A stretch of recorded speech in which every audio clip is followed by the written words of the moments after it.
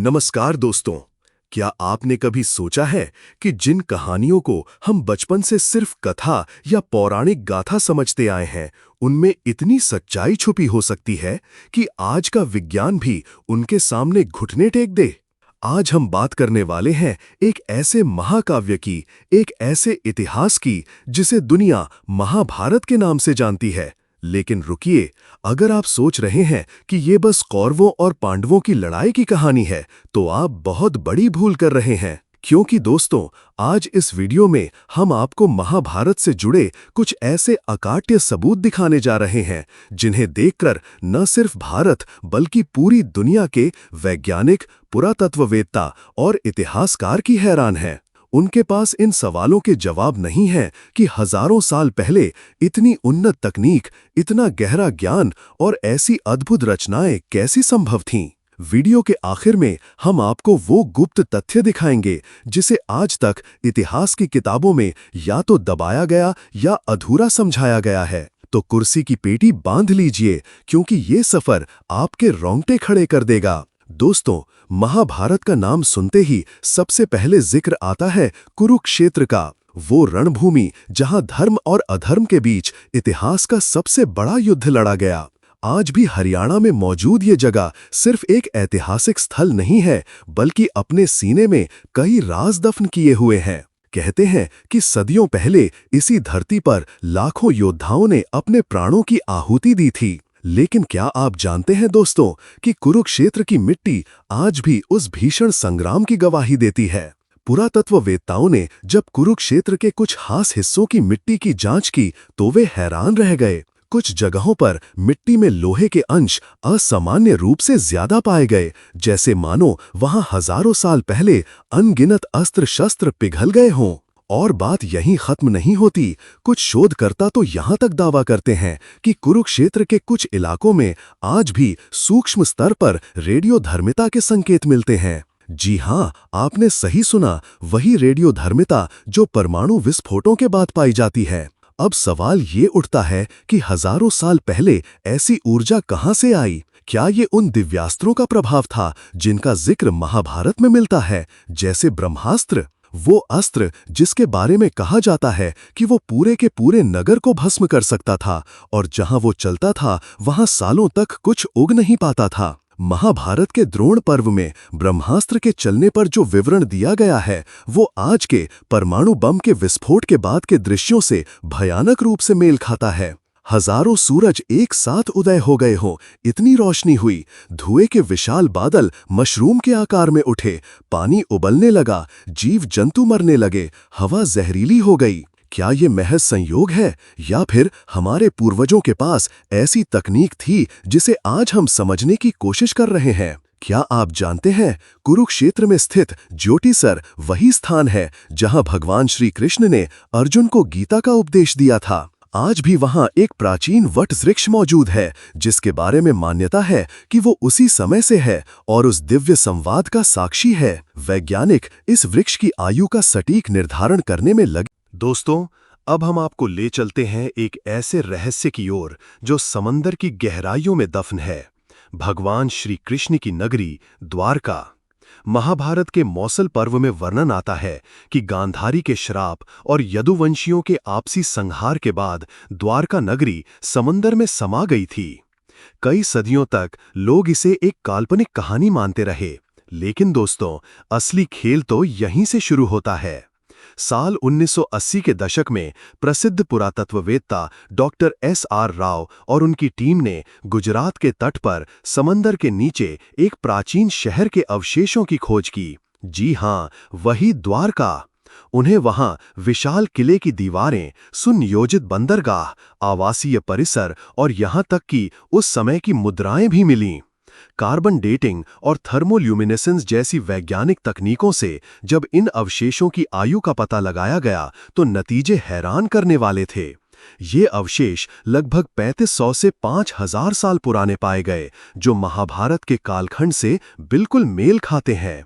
सोचिए दोस्तों, एक पूरी की पूरी विकसित नगरी जिसके बंदरगाह पर दूर दूर से जहाज आते थे, वो अचानक समंदर में कैसे समा गई? क्या महाभारत में वर्णित घटनाएं सच थीं? वैज्ञानिक आज भी इस बात पर शोध कर रहे हैं कि इतनी विशाल और सुनियोजित नगरी का निर्माण उस युग में कैसे संभव हुआ होगा। पत्थरों को इतनी सटीकता से कैसे काटा और जोड़ा गया? नगर नियोजन की वो समझ कहां से आई? क्या आप जानते हैं, द्वारका से मिली एक मुद्रा पर 3 सिर वाले जानवर का चित्र अंकित है, जिसका जिक्र महाभारत में भी मिलता है। ये सिर्फ एक संयोग नहीं हो सकता। और आपको जानकर हैरानी होगी कि नासा के सैटेलाइट इमेजरी में भी गुजरात तट के पास समंदर के नीचे मानव निर्मित संरचनाओं के संकेत मिले हैं, जो डॉक्टर राव की खोज को और पुष्ट करते हैं। दोस्तों, जब हम महाभारत की बात करते हैं तो दिव्यास्त्रों का जिक्र जरूर आता है। ब्रह्मास्त्र, पाशुपतास्त्र, नारायणास्त्र, ऐसे अस्त्र जिनकी शक्ति आज के आधुनिक हथियारों को भी टक्कर दे सकती है। बहुत से लोग इन्हें कवियों की कल्पना मानते हैं, लेकिन क्या हो अगर मैं कहूं कि इन दिव्यास्त्रों के पीछे भी कोई वैज्ञानिक आधार हो सकता है? महाभारत में जिस तरह से इन अस्त्रों के प्रभाव का वर्णन किया गया है, जैसे अत्यधिक गर्मी पैदा करना, जहरीली गैसें छोड़ना, बड़े पैमाने पर विनाश करना, वो कहीं ना कहीं आज के न्यूक्लियर, केमिकल और बायोलॉजिकल वेपन्स की याद दिलाता है। प्रसिद्ध वैज्ञानिक जे. रॉबर्ट ओपनहाइमर, जिन्हें परमाणु बम का जनक कहा जाता है, ने भगवद गीता का गहन अध्ययन किया था। पहले परमाणु परीक्षण के बाद जब उनसे पूछा गया कि क्या ये पहला परमाणु विस्फोट था, तो उन्होंने कहा था, हाँ, आधुनिक समय में पहला। उनका इशारा स्पष्ट रूप से प्राचीन ग्रंथों में वर्णित ऐसे ही विनाशकारी अस्त्रों की ओर था। और ये वही शक्ति है जिसके बारे में भगवान कृष्ण ने अर्जुन को बताया था और जिसका दुरुपयोग रोकने के लिए कड़े नियम भी थे। सिर्फ अस्त्र ही नहीं, महाभारत में विमानों का भी जिक्र मिलता है। पुष्पक विमान की तरह ही कई ऐसे उड़ने वाले रथ या यान थे जो मन की गति से चलते थे और जिनसे आकाश मार्ग से यात्रा की जा सकती थी। महर्षि भरद्वाज द्वारा रचित वैमानिक शास्त्र में विभिन्न प्रकार के विमानों और उनके निर्माण की विधियों का वर्णन मिलता है। क्या हमारे पूर्वज एरोनॉटिक्स और उन्नत शस्त्र तकनीक में इतने माहिर थे कि उन्होंने ऐसे अविश्वसनीय यंत्र बना लिए थे? वैज्ञानिक आज भी इन संभावनाओं को तलाश रहे हैं। क्या आप जानते हैं, महाभारत के वन पर्व में इंद्रप्रस्थ के निर्माण का वर्णन है, जहां मय दानव ने एक ऐसा अद्भुत सभा भवन बनाया था जिसमें जल की जगह स्थल और स्थल की जगह जल का भ्रम होता था। ये ऑप्टिकल इल्यूजन और उन्नत वास्तुकला का बेहतरीन उदाहरण है। आज भी वैज्ञानिक ऐसी संरचनाओं से प्रेरणा लेते हैं। दोस्तों, वेदों और महाभारत में एक पवित्र नदी का बार बार जिक्र आता है, सरस्वती नदी। कहा जाता है कि ये गंगा और यमुना से भी विशाल नदी थी, जिसके तट पर एक महान सभ्यता फली फूली। लेकिन समय के साथ ये नदी लुप्त हो गई। कई सालों तक इसे भी एक मिथक माना जाता रहा, लेकिन फिर विज्ञान ने अपना कमाल दिखाया। भारतीय अंतरिक्ष अनुसंधान संगठन इसरो और अन्य भूवैज्ञानिकों ने सैटेलाइट इमेजरी और भूगर्भीय सर्वेक्षणों के माध्यम से उत्तर पश्चिम भारत में एक प्राचीन विशाल नदी के सूखे हुए मार्ग का पता लगाया है।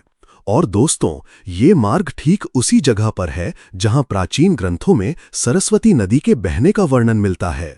इस खोज ने इतिहासकारों और पुरातत्ववेत्ताओं को झकझोर कर रख दिया, क्योंकि अगर सरस्वती नदी वास्तविक थी तो उसके किनारे बसी सभ्यता भी वास्तविक रही होगी, और उस सभ्यता का महाभारत काल से गहरा संबंध हो सकता है। राखीगढ़ी और कालीबंगन जैसे पुरातात्विक स्थलों पर हुई खुदाई में हड़प्पा सभ्यता से भी प्राचीन और विकसित शहर मिले हैं, जो इसी सरस्वती नदी के बेसिन में स्थित थे। इन शहरों की नगर योजना, जल निकासी प्रणाली और कलाकृतियां देखकर वैज्ञानिक हैरान हैं। क्या यही वो सभ्यता थी जिसका जिक्र महाभारत में है? क्या सरस्वती नदी का सूखना ही उन महान नगरों के पतन का कारण बना? ये सवाल आज भी शोध का विषय है। क्या आप जानते हैं, ऋग्वेद में सरस्वती नदी को नदी तमे अर्थात नदियों में श्रेष्ठ कहा गया है। महाभारत के शल्य पर्व में वर्णन है कि बलराम जी ने सरस्वती नदी के किनारे तीर्थ यात्रा की थी, जब वो कुरुक्षेत्र युद्ध में भाग नहीं ले रहे थे। ये खोज सिर्फ एक नदी की खोज नहीं है दोस्तों, ये हमारे इतिहास की एक खोई हुई कड़ी को जोड़ने जैसा है। मेजबान दोस्तों, सबसे बड़ा सवाल जो हमेशा उठता रहा है वो ये कि महाभारत आखिर कब हुआ? क्या इसका कोई सटीक समय बताया जा सकता है? आमतौर पर माना जाता है कि महाभारत लगभग 5000 साल पहले हुआ था। लेकिन क्या इसका कोई वैज्ञानिक आधार है? जवाब है हाँ, और ये आधार छिपा है महाभारत के अंदर ही। महाभारत में कई खगोलीय घटनाओं का सटीक वर्णन किया गया है, जैसे कि युद्ध से ठीक पहले लगे सूर्य ग्रहण और चंद्र ग्रहण, विशिष्ट नक्षत्रों में ग्रहों की स्थिति, धूमकेतुओं का दिखना आदि। भीष्म पर्व और उद्योग पर्व में ऐसी अनेक खगोलीय स्थितियों का विस्तृत उल्लेख मिलता है। आज हमारे पास ऐसे सॉफ्टवेयर हैं जो हजारों साल पहले आकाश में ग्रहों और नक्षत्रों की स्थिति का सटीक आकलन कर सकते हैं। जब महाभारत में वर्णित इन खगोलीय घटनाओं को इन सॉफ्टवेयर्स में डालकर समय का पता लगाने की कोशिश की गई तो नतीजे अद्भुत थे। कई भारतीय और विदेशी विद्वानों जैसे डॉक्टर नरहरि अचर, श्री नीलेश नीलकांत ओक ने अपने शोधों से ये दिखाया है कि महाभारत में वर्णित अधिकांश खगोलीय स्थितियां 31वीं सदी ईसा पूर्व अर्थात आज से लगभग 5100 साल पहले घटित हुई थीं। उदाहरण के लिए महाभारत में 2 लगातार अमावस्याओं पर 2 ग्रहणों का वर्णन है, जो 13-14 दिनों के अंतराल पर लगे थे। ये एक बहुत ही दुर्लभ खगोलीय घटना है और ज्योतिषीय गणनाओं से पता चलता है कि ऐसी घटना 3067 ईसा पूर्व के आसपास हुई थी। सोचिए दोस्तों, हजारों साल पहले इतनी सटीक खगोलीय गणनाएं कैसे की गईं? ये हमारे पूर्वजों के ज्योतिष ज्ञान और गणितीय कौशल का प्रमाण है, जिसे देखकर आज के वैज्ञानिक भी नतमस्तक हैं। क्या आप जानते हैं, महाभारत में भीष्म पितामह के शरशय्या पर लेटे होने और उनके उत्तरायण की प्रतीक्षा करने का वर्णन है। यह भी एक महत्वपूर्ण खगोलीय घटना से जुड़ा है, जो उस समय की गणनाओं की सटीकता को दर्शाता है। तो दोस्तों, हमने कुरुक्षेत्र की मिट्टी, द्वारका के जलमग्न अवशेष, दिव्यास्त्रों की तकनीक, सरस्वती नदी की खोज और खगोलीय गणनाओं की बात की। ये सब महज दावे नहीं हैं, इनके पीछे सालों की वैज्ञानिक रिसर्च और पुरातात्विक खोजें हैं। लेकिन आपको जानकर हैरानी होगी कि नासा भी मानता है कि हिमालय में रहस्यमयी ऊर्जा है और कई प्राचीन भारतीय स्थलों पर असामान्य जियोमैग्नेटिक गतिविधियां दर्ज की गई हैं। क्या इनका संबंध महाभारत काल की घटनाओं या उस समय के ज्ञान विज्ञान से हो सकता है? वैज्ञानिक हैरान इसलिए हैं क्योंकि प्राचीन काल में इतनी उन्नत तकनीक, धातु विज्ञान, नगर नियोजन, खगोल विज्ञान और संभवतः ऊर्जा शस्त्रों का ज्ञान उस युग में कैसे संभव था, जब दुनिया के बाकी हिस्सों में सभ्यताएं अभी शैशवावस्था में थीं। ज्ञान का सातत्य। महाभारत में वर्णित कई बातें जैसे औषधीय ज्ञान, शल्य चिकित्सा के संकेत मिलते हैं और यहाँ तक कि भ्रूण विज्ञान के संकेत मिलते हैं, जो आधुनिक विज्ञान के लिए भी चुनौती हैं। ग्रंथों की सटीकता। खगोलीय घटनाओं का इतना सटीक वर्णन, भौगोलिक स्थानों का विवरण जो आज भी मौजूद हैं, ये कैसे संभव है अगर ये सिर्फ कल्पना होती? भौतिक साक्ष्य। द्वारका का मिलना, सरस्वती नदी के मार्ग का पता चलना, कुरुक्षेत्र से मिले पुरातात्विक अवशेष, ये सब भौतिक सबूत हैं जिन्हें नकारा नहीं जा सकता। वैज्ञानिक आज भी इन सवालों के जवाब ढूंढ रहे हैं। वो मानने लगे हैं कि प्राचीन भारतीय ग्रंथ सिर्फ पौराणिक कथाएं नहीं, बल्कि उनमें गहरे वैज्ञानिक और ऐतिहासिक सत्य छुपे हो सकते हैं। ये एक ऐसी पहेली है दोस्तों, जिसके हर टुकड़े को जोड़ने पर एक ऐसी भव्य तस्वीर उभरती है जो हमारे गौरवशाली अतीत को दर्शाती है। अगर आप भी जीवन में कभी परेशान हो या अपने अस्तित्व पर सवाल उठाएं, तो याद रखिएगा कि आप उस महान संस्कृति और ज्ञान परंपरा के वाहक हैं, जिसने हजारों साल पहले ही ऐसे कीर्तिमान स्थापित कर दिए थे, जिन्हें आज का विज्ञान समझने की कोशिश कर रहा है। तो दोस्तों, अब जब आपने महाभारत से जुड़े इन अद्भुत और चौंकाने वाले सबूतों को जान लिया है, तो क्या आप अब भी इसे महज एक कहानी कहेंगे? महाभारत सिर्फ एक युद्ध की गाथा नहीं है। ये धर्म, अधर्म, कर्म, ज्ञान, विज्ञान और मानवीय मूल्यों का एक विश्वकोश है।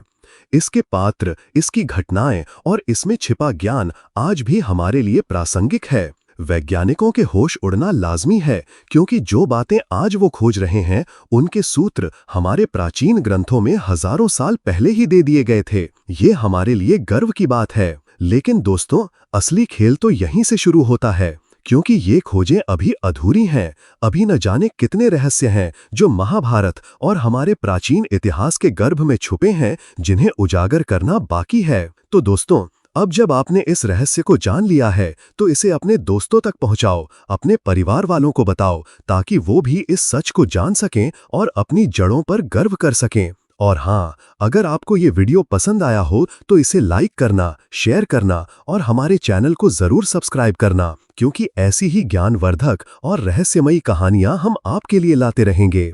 आपका क्या मानना है इन सबूतों के बारे में? क्या आपके पास भी महाभारत से जुड़ी कोई ऐसी जानकारी है जो दुनिया को जाननी चाहिए? नीचे कमेंट बॉक्स में हमें जरूर बताना कि आपको ये कहानी कैसी लगी। अगले वीडियो में हम एक और ऐसे ही रोमांचक रहस्य से पर्दा उठाएंगे। तब तक के लिए खोजते रहिए, सीखते रहिए और अपने इतिहास पर गर्व करते रहिए। नमस्कार।